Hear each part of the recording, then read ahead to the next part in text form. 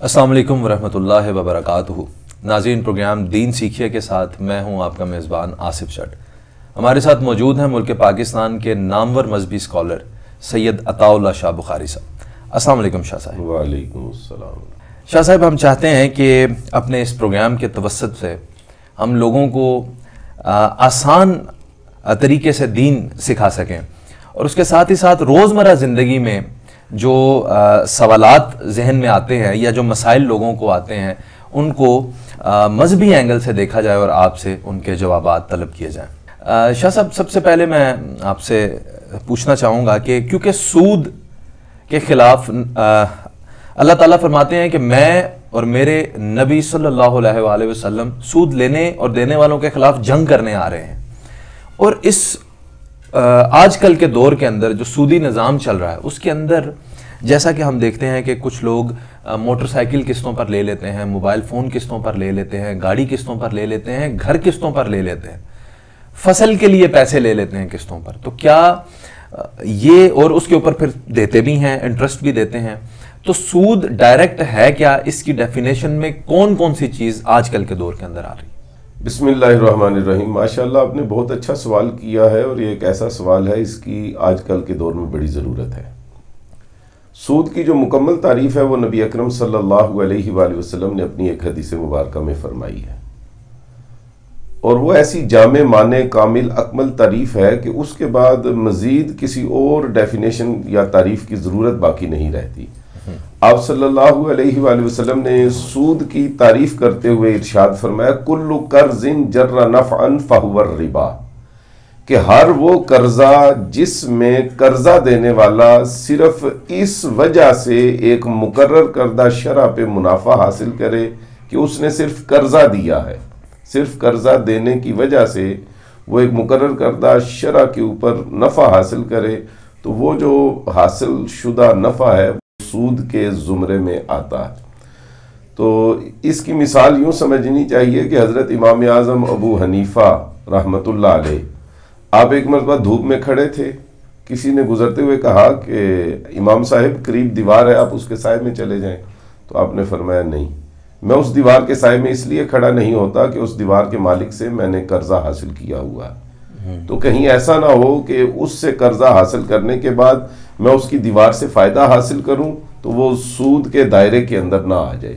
यानी कि सूद से इस कदर एहतियात बरती गई है, हमारे सल्फ़े सालिहीन ने उससे इतनी एहतियात की है।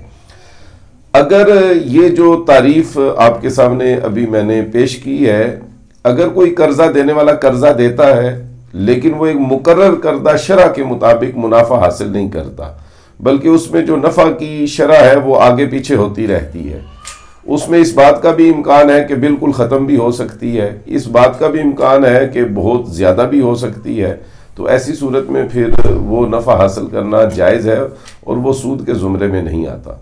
तो बाकी आपने बिल्कुल ठीक कहा कि अल्लाह ताला ने कुरान पाक में इरशाद फरमाया कि जो लोग सूद लेना और देना नहीं छोड़ते, फ़ाज़नू बिहर्बिन मिनल्लाहि व रसूलिही, तो वो अल्लाह और उसके रसूल के ख़िलाफ़ ऐलान जंग कर रहे हैं। शाह साहब, दौर जदीद है, आजकल इलेक्ट्रॉनिक्स और डिजिटल दौर आ चुका है।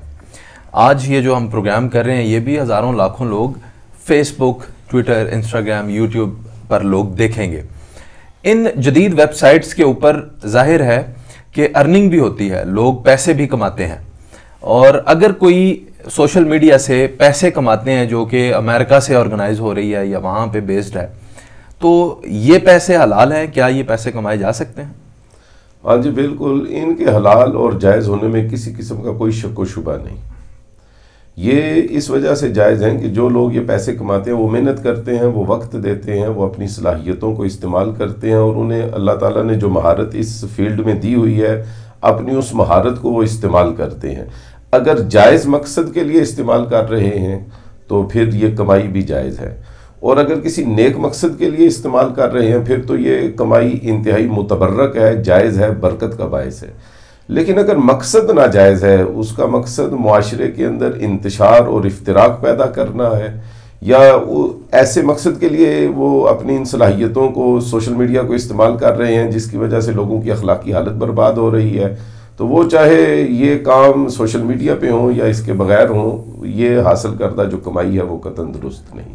تو اصل مقصد کا اعتبار ہے، ذرائع کا اعتبار نہیں ہے یہاں پہ. کھیل جو ہیں پاکستان کے اندر یا پوری دنیا میں جو کھیلے جاتے ہیں ان کے حوالے سے میں یہ آپ سے پوچھنا چاہتا ہوں، جیسے کہ سنوکر ہے، سنوکر کا قانون یہ ہے کہ اگر میں اور آپ کھیلیں اور میں ہار جاؤں تو مجھے ہی پیسے دینے پڑیں گے ہارنے والے کو، یہ طے ہے.